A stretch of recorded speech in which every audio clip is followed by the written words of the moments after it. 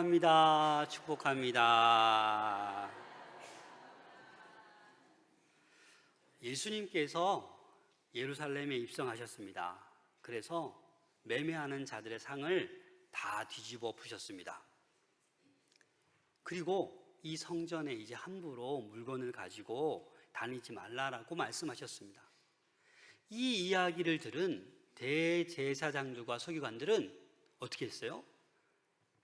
예수님을 어떻게 하면 죽일까라고 궁리를 하였습니다. 그리고 그 다음 날 예루살렘 성전에 간 이 대제사장들과 서기관들이 예수님을 만났습니다. 예수님께 뭐라고 질문했냐면 무슨 권위로 이런 일을 하느냐라고 물었어요. 예수 당신 너는 무슨 권위가 있길래 이렇게 성전도 물건 가지고 다니지 말라고 그러고 그리고 이 상을 다 뒤집어 엎느냐라고 물은 거죠. 예수님은 바로 답할 수 있었어요. 나는 하나님의 아들 예수 그리스도다 라고 말할 수 있었지만 그렇게 말하면 이들은 신성 모독죄로 잡아갈 계략을 가지고 있었기 때문에 예수님은 그들에게 또 질문을 합니다. 그 질문 내용이 마가복음 11장 29절 30절입니다. 나도 한 말을 너에게 물으니 대답하라. 그리하면 나도 무슨 권위로 이런 일을 하는지 이르리라. 요한의 세례가 하늘로부터냐 사람으로부터냐 내게 대답하라. 이 질문을 하니까 이 대제사장들 서기관들 장로들이 막 의논하는 거예요. 이거 어떡하지? 뭐라고 대답하지? 이렇게 대답하면 이렇게 얘기할 거고 저렇게 대답하면 저렇게 얘기할 거고 그래서 이들이 뭐라고 결론을 내립니까? 우리는 알지 못한다. 그 말씀이 33절입니다. 함께 읽겠습니다. 시작. 이에 예수께서 대답하여 이르되 우리가 알지 못하노라 하니 예수께서 이르시되 나도 무슨 권위로 이런 일을 하는지 너희에게 이르지 아니하리라 하시니라. 이들이 그렇게 대답하니까 예수님도 그래 나도 대답하지 않겠다 라고 얘기하고 있는 것입니다. 그러면서 비유의 말씀을 하시는데 그게 바로 오늘 읽은 이 포도원 농부 비유입니다. 이 비유의 말씀을 하면서 예수님은 내가 누구인지 어떤 권위를 가지고 있는지 다 그 비유 안에 담겨져 있습니다. 오늘 이 비유의 말씀은 이렇습니다. 1절 말씀 다 함께 읽겠습니다. 시작. 예수께서 비유로 그들에게 말씀하시되 한 사람이 포도원을 만들어 산 울타리로 두르고 즙 짜는 틀을 만들고 망대를 지어서 농부들에게 새로 주고 타국에 갔더니 이 한 사람, 이 포도원 주인을 한번 곰곰이 한번 생각해 보세요. 이 포도원을 만드는데 쉬워요? 어려워요? 어려워요. 산을 둘러서 울타리를 다 칩니다. 포도 짜는 틀까지 만들고 망대까지 세워서 누가 도둑해 가는지 도둑질 못하도록 망대까지 세우는 거예요. 그래서 이 포도원 주인은 뭐예요? 많은 돈을 아마 투자했을 거예요. 이 포도원을 가꾸기 위해서. 그렇게 최상의 포도원을 만든 다음에 이 포도원을 어떻게 합니까? 농부들에게, 소작인들에게 나눠주는 거예요. 먼저 여러분, 우리는 여기서 뭘 생각해야 하냐면 하나님의 사랑과 은혜가 이렇다라는 겁니다. 하나님께서는 저와 여러분들을 위해서 이 모든 만물을 아름답게 지어 놓으셨습니다. 그리고 우리에게 맡겨주셨어요. 사실 이 포도원의 이 주인도 지금 뭐예요? 이 포도원을 최상으로 만든 다음에 본인은 타국으로 멀리 떠나고 이 농부들에게 땅을 이렇게 포도원을 분배해서 맡겼다라는 것입니다. 그리고 때가 되면 그 세를 받으면 되는 거였어요. 자, 우리 2절 3절 말씀 함께 읽겠습니다. 시작.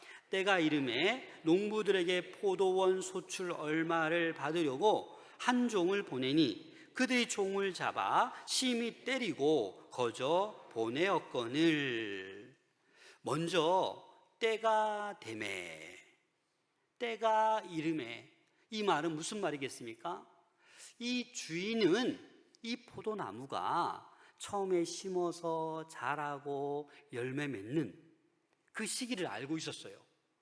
여러분, 포도나무 심으면 몇 년 뒤에 결실할 수 있어요? 예, 포도 농사 지어보신 분, 이 포도 종류만 해도 막 수십 가지가 돼요.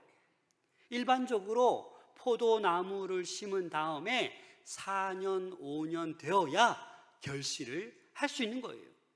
그래서 이 포도원 주인도 뭐 3년이 지났던 4년 정도, 5년 정도 되었을 때 때가 이르러서 이제 어떻게 해요? 궁금한 거죠. 풍년인지 흉년인지, 내가 정성스럽게 포도원을 그렇게 멋지게 가꿔 놓고 소장님들에게 맡겼는데 어떻게 되었는지 궁금해서 누구를 보낸 거예요? 종 한 명을 보낸 거예요. 제가 어제 저희 아버님께 전화를 드렸습니다. 아버지, 아버님, 한마지기가 몇 평이에요? 몇 평이에요? 예, 정답은 지역마다 다르다. 강원도 쪽에는 한마지기를 한 300평까지 보고, 경기도 지역은 150평, 우리 이쪽은 뭐 200평. 그래서 이 한마지기의 논을 이렇게 어떻게 해요? 이렇게 새로 주면, 소장인을 주면, 그러면 1년 지나면 그 새가 얼마 정도 돼요? 여쭤봤더니 저희 아버님께서 예전에는 80kg 쌀 한 가마니다. 그러니까 한마지기면 80kg, 열마지기면 800kg의 쌀을 그 주인에게 기본적인 세로 드리는 게 당연하다라는 거예요. 어찌 보면 이 포도원 이 주인은요, 이거 안 받아도 될 수도 있어요. 그죠? 타국에 멀리 가 있는데 뭐 없어서 그런가 할까요? 그래서 잘 되고 있는지 그래도 소장료를 받고자 종 한 명을 보냈는데, 이 종이 지금 어떻게 됩니까? 두들겨 맞고 오는 거예요. 포도를 좀 가지고 오는 것이 아니라 얼굴에 포도 멍이 들어서 주인에게 온 거예요. 주인은 황당하죠. 아무래도 이 종이 뭐 잘못했나 보다. 그냥 겸손하게 뭐 안부를 묻고 좀 소장료를 받아와야지, 포도를 좀 받아와야지, 얘가 좀 잘못했나 보다, 뭐 그렇게 생각했던 것 같아요. 그래서 또 한 명의 종을 보냅니다. 그런데 여러분 어떻게 됩니까? 우리 4절 5절 말씀 함께 읽겠습니다. 시작. 다시 다른 종을 보내니 그의 머리에 상처를 내고 능욕하였거늘, 또 다른 종을 보내니 그들이 그를 죽이고, 또 그 외 많은 종들도 더러는 때리고 더러는 죽인지라. 맞고 돌아왔길래 또 한 명의 종을 보냈더니 이제 머리에 심한 상처를 입고 능욕까지, 모욕까지 받고 돌아온 거예요. 그래서 그래도 또 보낸 거예요. 또 보냈는데 이 종은 어떻게 됐어요? 맞아 죽었어요. 이게 있을 수 있는 일이에요. 그래서 이 주인은 안 되겠다 싶어서 자기에게 있는 많은 종들을 보낸 거예요. 한 명 가지고 안 되겠구나. 많이 보냈는데 또 어떻게 됐어요? 맞은 사람도 있고 죽은 사람도 있고, 심각한 일이 벌어졌습니다. 여러분, 이 많은 종들이 더러는 맞고 더러는 죽었습니다. 점점점 심각해지는 거예요. 상처 입었다가 머리에 심한 상처 입다가 이제 막 죽기까지 합니다. 여러분, 왜 농부들이 왜 이럴까요? 무엇 때문에? 당연히 소장료를 내야지, 당연히 포도를 들이든지 해야 되는데 왜 이렇게 상처를 입히고 모욕을 주고 사람을 죽이기까지 하는 것입니까? 여러분, 이것은 이 본문에서 주인이 보낸 종들은 하나님께서 보내신 종들, 구약의 선지자들을 가리키는 거예요. 예레미야서 25장 4절입니다. 함께 읽겠습니다. 시작. 그러므로 여호와께서 그의 모든 종 선지자를 너희에게 끊임없이 보내셨으나 너희가 순종하지 아니하였으며 귀를 기울여 듣지도 아니하였도다. 그렇습니다. 예수님, 하나님께서는 이 모든 선지자들을 계속해서 보냈는데 이스라엘 백성들은 어때요? 순종하지도 않고 듣지도 않는 거예요. 회개하지도 않고 돌아오지 않는 거예요. 그래서 오늘 이 포도원 농부들은 계속해서 종들을 박해합니다. 선지자들을 박해한 이스라엘의 역사를 지금 비유해 주고 있는 그런 말씀입니다. 이제 남은 건 주인에게 단 한 사람밖에 없습니다. 6절 말씀입니다. 함께 읽겠습니다. 시작. 이제 한 사람이 남았으니 곧 그가 사랑하는 아들이라. 최후로 이를 보내며 이르되 내 아들은 존대하리라 하였더니. 이제 이 주인에게 한 사람밖에 안 남았어요. 이 한 사람이 누구라고요? 아들, 하나밖에 없는 외아들.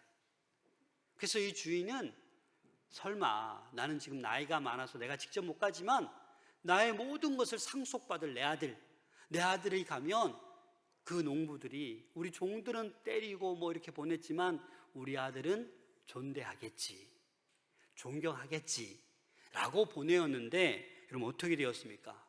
그 기대는 물거품이 되어버렸어요. 오히려 그들은 어떤 생각을 하고 있었습니까? 7절 말씀 함께 읽겠습니다. 시작. 그 농부들이 서로 말하되 이는 상속자니 자 죽이자. 그러면 이 유산이 우리 것이 되리라 하고. 여러분, 작은 죄를 지었을 때 빨리 돌이키지 않으면 점점점 큰 죄가 되는 거예요. 이렇게 때렸는데 별 일이 없네. 머리까지 상처내고 모욕까지 줘도 별 그거 없네. 몇몇 사람을 죽여도 괜찮네. 이제는 누구까지요? 상속자까지 단합을 한 거예요. 이들은, 농부들은 아마도 주인에게 아들이 하나밖에 없음을 알고 있었던 것 같아요. 그래서 얘기하는 거 들어보세요. 이 상속자, 이 아들 하나만 죽이면 그 유산이 다 우리 것이 될 것이다 라고 이 농부들은 단합하는 거예요. 사람 죽이는 것을 죄로 여기지 않아요. 그래서 이 아들을 잡아서 죽여 포도원 밖에 던져버렸습니다. 이 행위는 주인에 대한 도전입니다. 성 밖으로 예수님을 끌고 나가서 십자가에 못 박아 죽은 일을 비유하는 말씀이에요. 이 포도원 주인은 하나님을 가리키는 것이고, 이 포도원은 이스라엘을 상징하는 거예요. 농부들은 뭐예요? 이 본문에 나오는 그 유대 종교 지도자들, 대제사장들, 서기관들, 장로들을 얘기하는 거예요. 영적인 지도자들이죠. 주인이 보낸 종들은 선지자들을 얘기하고, 마지막으로 보낸 이 아들은 누구를 가리키는 거예요? 예수님을, 독생자 예수 그리스도를 가리키는 것입니다. 주인은 여러 차례 기회를 줬습니다. 또 한 번, 또 한 번, 또 한 번, 또 한 번. 5번의 기회를 줬지만 이 농부들은 끝까지 회개하지 않고 돌아오지 않았습니다. 여러분, 여기에 문제가 있는 거예요. 오늘 설교의 핵심 포인트입니다. 이들이 왜 계속해서 죄악을 범하는 걸까요? 왜 돌이키지 못하고 돌아서지 못하는 걸까요? 딱 하나입니다. 그것은 바로 탐욕 때문입니다. 그냥 처음에는 이렇게 좋은 포도밭, 최고의 포도밭을 임대받아서 너무나도 기뻤어요. 너무나도 행복했어요. 그런데 1년이 지나고 2년이 지나고 3년이 지나고 주인이 나타나지 않아요. 이들은 아마 속으로 생각했을 겁니다. 주인이 나이가 많아서 죽었나? 아니면 여기를 잊어버렸나? 야, 이거 우리 거 하면 되겠네. 그런 마음이 들었을 수도 있어요. 그런데 갑자기 4년째가 되어서 종이 온 거예요. 소장료 받으러. 그럼 당연히 은혜에 감사해서 어느 정도의 소장료를 주면 되지만 뭐가 생긴 거예요? 탐욕이 생긴 거예요. 당연히 줘야 될 게 아까운 거예요. 더 재산을 많이 쌓고 싶은 거예요. 이 임대받은 이 포도원을 내 것으로 만들고 싶은 거예요. 그래서 이 탐욕이 점점점 커져가고 있는 거예요. 사랑하는 여러분, 저와 여러분들에게도 우리 가까이에 늘 탐욕이 도사리고 있다는 것을 잊어버리시면 안 됩니다. 어떤 모양으로든지 간에 우리에게 찾아오는 이 탐욕, 누구에게나 있다라는 것입니다. 이 탐욕을 빨리 제거하지 아니하면 우리의 눈이 멀게 됩니다. 그래서 해서는 안 되는 일을 하게 됩니다. 결국 이 탐욕에 사로잡혀서 악한 일을 행하게 되고 사람까지 죽이는 것을 서슴지 않게 되는 것입니다. 이 농부들은 청지기 위치에서 소유자가 되고 싶은 거예요. 그 포도원을 다 가지고 싶어 하는 것입니다. 그래서 이렇게 그 주인의 아들까지 죽여서 내다버리는 이 일을 통하여 이제 이 비유의 말씀의 결론을 이렇게 내립니다. 9절 말씀 함께 읽겠습니다. 시작. 포도원 주인이 어떻게 하겠느냐? 와서 그 농부들을 진멸하고 포도원을 다른 사람에게 주리라. 그 농부들을 어떻게 했다고요? 진멸하다, 다 죽여버렸다라는 거예요. 이게 이 비유의 결론입니다. 기회를 수도 없이 줬는데 다시 돌아오도록 내 독생자 예수 그리스도까지 보내어 주며 돌아오길 기대했는데 돌아오지 않았어요. 그래서 그들에게 남은 건 뭐예요? 파멸입니다. 죽음이에요. 그리고 그 포도원을 어떻게 합니까? 다른 사람들에게 주리라. 이 병행본문 마태복음 21장 41절에는 이렇게 표현하고 있습니다. 함께 읽겠습니다. 시작. 그들이 말하되 그 악한 자들을 진멸하고 포도원은 제때의 열매를 바칠 만한 다른 농부들에게 새로 줄지니라.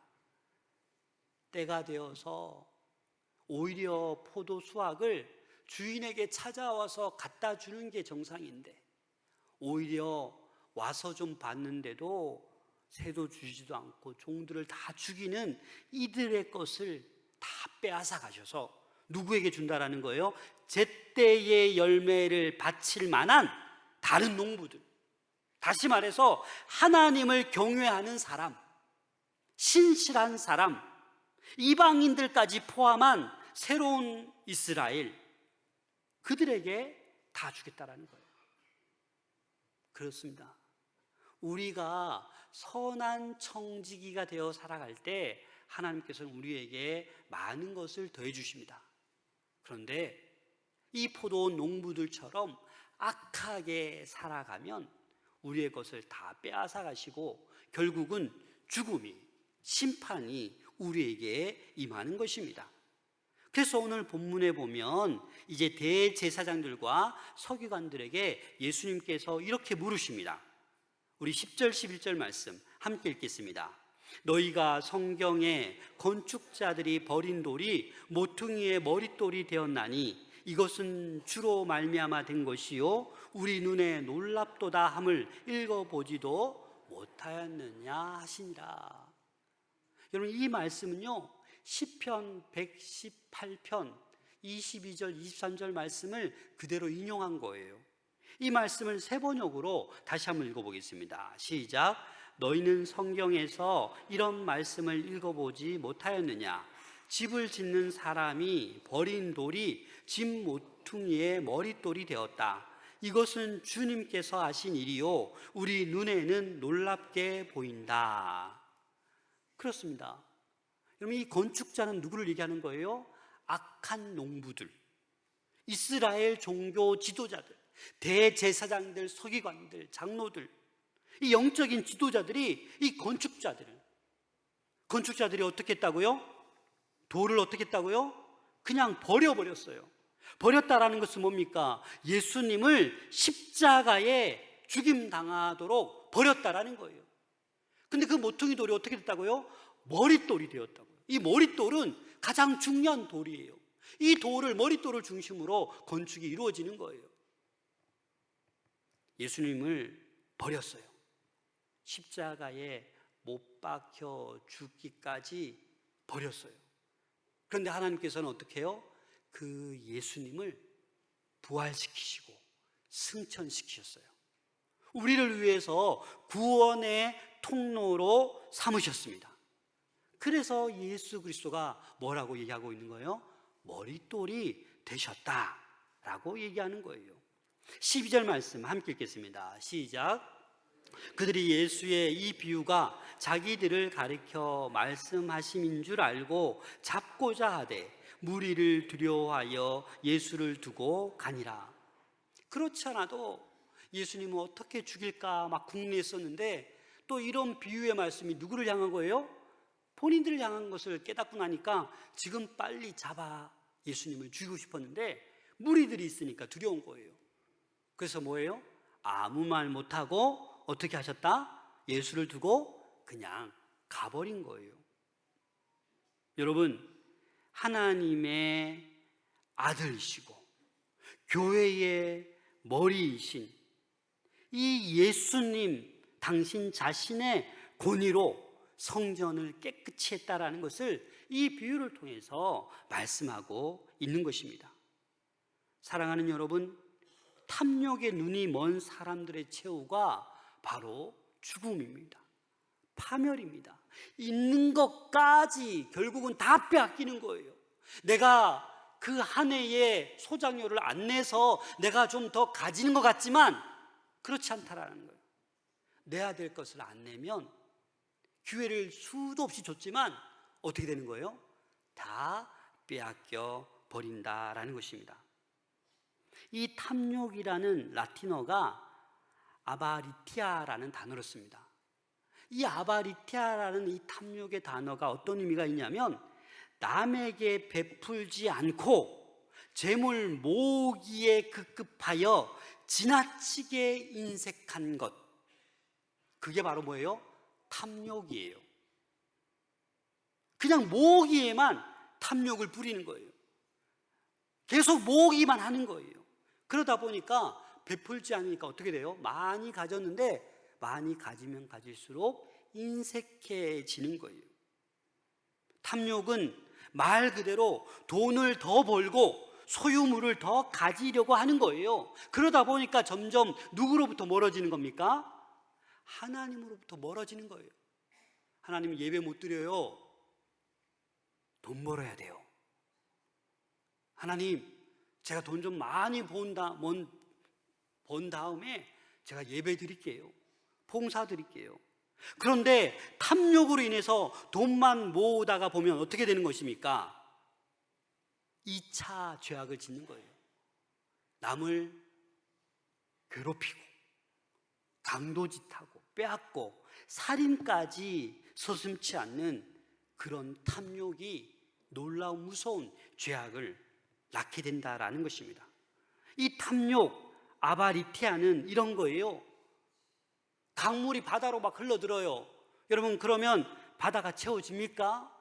아무리 강물이 흘러들어도 바다는 바다예요. 그와 마찬가지로 탐욕도 바다처럼 그 어떤 것으로도 만족시킬 수 없다라는, 채울 수 없다라는 거예요. 근데 우리는 한평생 살아가면서 물질에 대한 탐욕, 다른 것에 대한 탐욕, 이런 탐욕들로 넘쳐나서는 안 된다라는 것입니다. 성경에 보면 이 탐욕 때문에 멸망당한 사람들이 너무나도 많습니다. 대표적으로 우리가 수요일 날 민수기를 우리 함께 나누고 있는데, 그럼 발람 아시잖아요. 이 발람 선지자가 무엇 때문에? 탐욕 때문에. 이 발람에 대해서, 그 구약의 여러 장에 걸친 이 발람에 대해서 신약에서는 한 절로 이렇게 표현합니다. 베드로후서 2장 15절 함께 읽겠습니다. 시작. 그들이 바른 길을 떠나 미혹되어 부올의 아들 발람의 길을 따르는도다. 그는 불의의 삭을 사랑하다가. 이 발람은 불의의 삭, 돈을 어떻게 해요? 사랑했어요. 돈을 탐욕했어요. 그래서 발람은 망했어요. 여러분 잘 알고 있는 아간은 어떤 사람입니까? 여리고성이 무너졌어요. 전쟁에서 승리했어요. 그 노획물을 빼돌리지 말라고 했는데 이 아간은 노획물을 빼돌려서 자기 장막 안에 감추어 두었습니다. 그러자 이 아간 한 사람 때문에 쉽게 점령할 수 있는 아이성 전투에서 이스라엘은 실패합니다. 여호수아 7장 21절 함께 읽겠습니다. 시작. 내가 노략한 물건 중에 시날산의 아름다운 외투 한 벌과 은 200세겔과 그 무게가 50세겔 되는 금덩이 하나를 보고 탐내어 가져나이다. 여기까지. 그걸 보고 어떻게 했다고요? 탐내어서 가져갔다는 거예요. 외투 한 벌이 뭐길래? 근데 우리는요, 예쁜 옷 있으면 어떻게 해야 돼요? 어떻게든 사야 되죠. 금덩어리 보면 어떻게든 쌓아 모으고 싶잖아요. 그런 게 바로 뭐예요? 탐내어서 그렇다라는 거예요. 여러분, 이 아합 왕도 이 나봇의 그 포도원이 너무나도 탐나는 거예요. 가까이 있고 갖고 싶은 거예요. 그래서 나봇을 죽이잖아요. 여러분, 10계명 중에 10번째 계명이 뭐예요? 10번째 계명?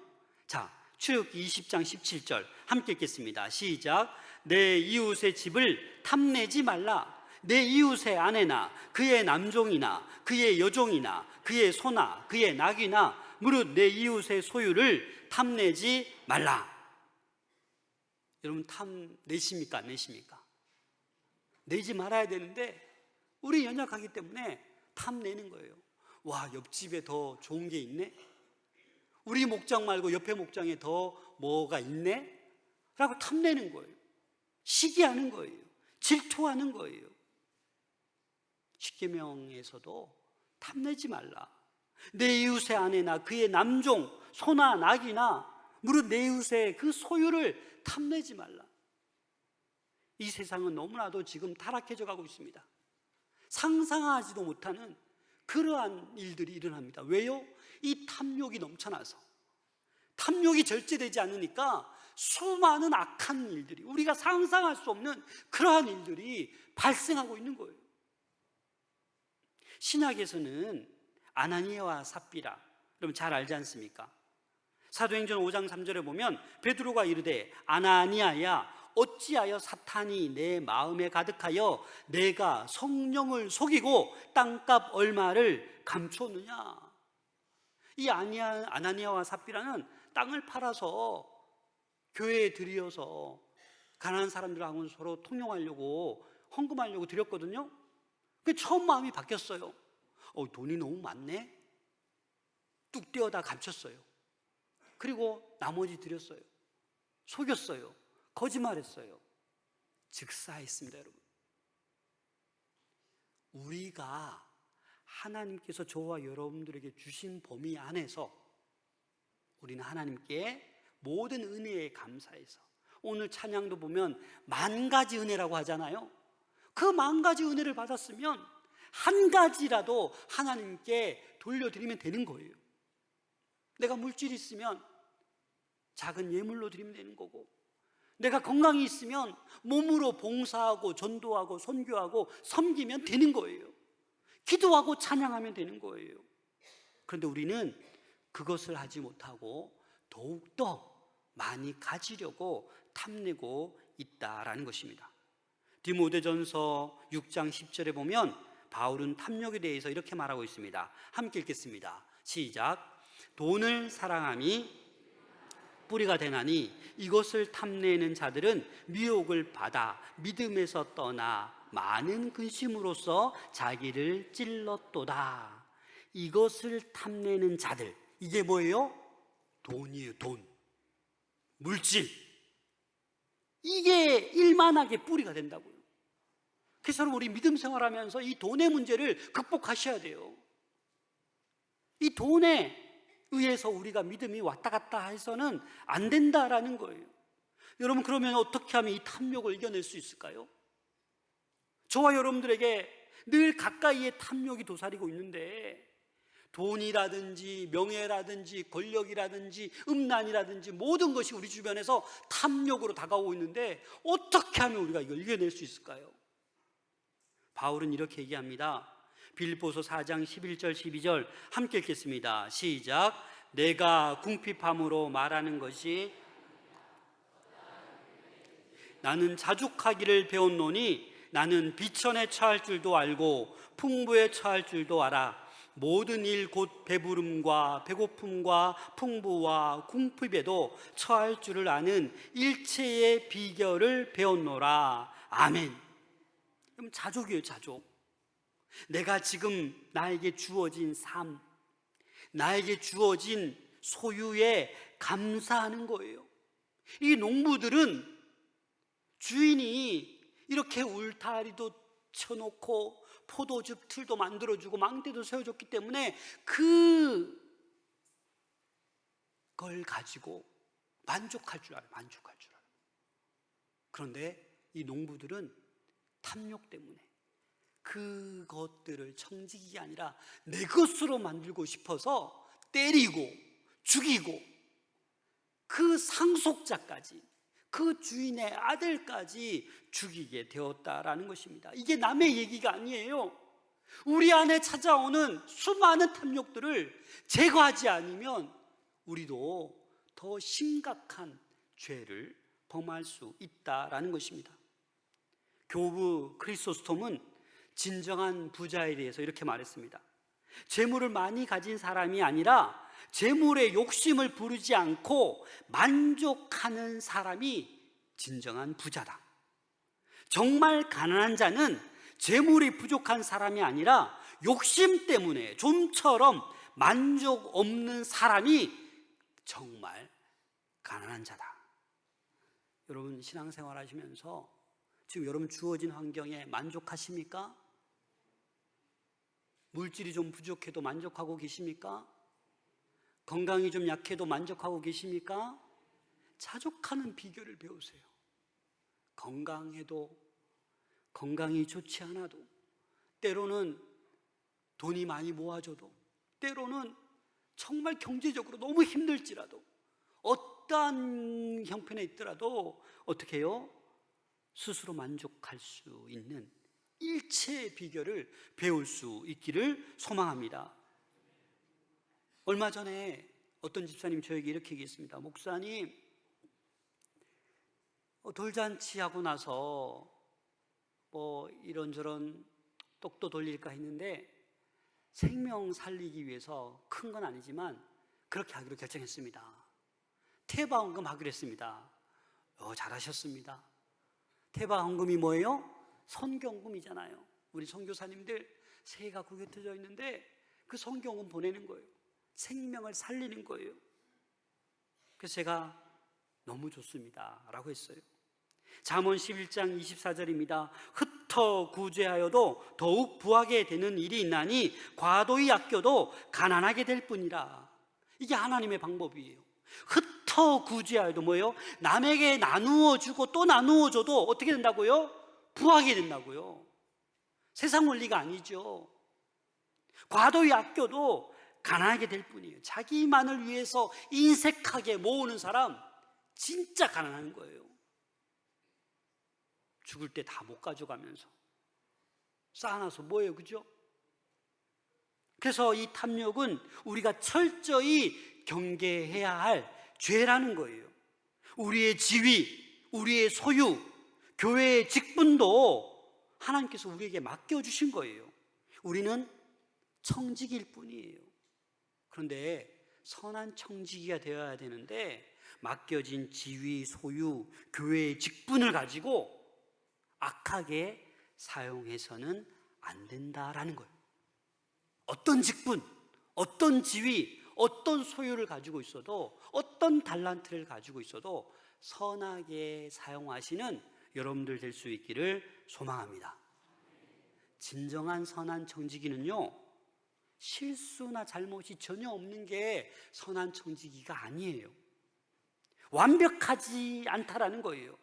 실수도 하고 잘못도 하지만 돌이킬 줄 아는 사람, 기회를 잡을 줄 아는 사람이 선한 청지기인 줄로 믿습니다. 하나님은 저와 여러분들에게 퍼펙트 100%를 원하지 않으세요. 그런 사람은 없어요. 의인은 없나니 한 사람도 없어요. 그러나 실수하고 잘못했을 때 그 주인의 기회를 붙잡는 사람, 은혜를 깨닫는 사람, 그 사람이 선한 청지기인 것입니다. 돌이킬 줄 아는 사람, 그 사람이 선한 청지기인 것입니다. 여러분, 이 이야기를 잘 아실 겁니다. 황금 알을 낳는 거위 들어보셨죠? 어떤 농부가 거위를 키우는데 어느 날 황금 알을 낳았어요. 깨물어봐도 진짜 황금 알이에요. 그래서 갖다 팔고 많은 것을 샀어요. 그런데 그 다음 날도 또 황금 알을 낳았어요. 또 하고 싶은 거 다 했어요. 그런데 이 농부가 이런 생각이 들었어요. 아니, 하루하루 기다리기가 너무 시간이 없다. 좀 한꺼번에 황금 알을 많이 낳아서 더 큰 걸 내가 쓰고 싶다 해서 이 거위의 배를 갈랐어요. 그 안에 황금 알이 있어요, 없어요? 없어요. 여러분, 이게 탐욕이란 거예요. 더 가지려고, 더 많이 소유하려고, 그래서 있던 것까지 다 빼앗기는 거예요. 이 농부들이 바로 그거예요. 회개할 기회를 줬는데 한 사람 보내고 또 보내고 또 보내고 또 보내고 또 보냈는데 그 회개할 기회를 놓쳐버린 거예요. 감사할 줄 모르고, 청지기임을 모르고, 본인이 주인이 되려고 사람을 죽여서까지 그 포도원을 자기 것을 삼으려고 하는 이 농부들, 탐욕에 눈이 멀면 그의 최후는 바로 파멸입니다. 죽음입니다. 농부는 이 탐욕 때문에 오히려 모든 것을 잊어버렸습니다. 사랑하는 여러분, 이 탐욕을 멀리할 수 있기를 소망합니다. 오히려 탐욕에 빠지지 않고 하나님이 우리에게 주신 것을 나누는 삶, 만족하는 삶을 살아갈 수 있기를 소망합니다. 그렇게 할 때 우리 하나님께서는 기적적으로 우리에게 필요한 모든 것들을 반드시 넘치도록 채워주실 줄로 믿습니다. 기도하겠습니다.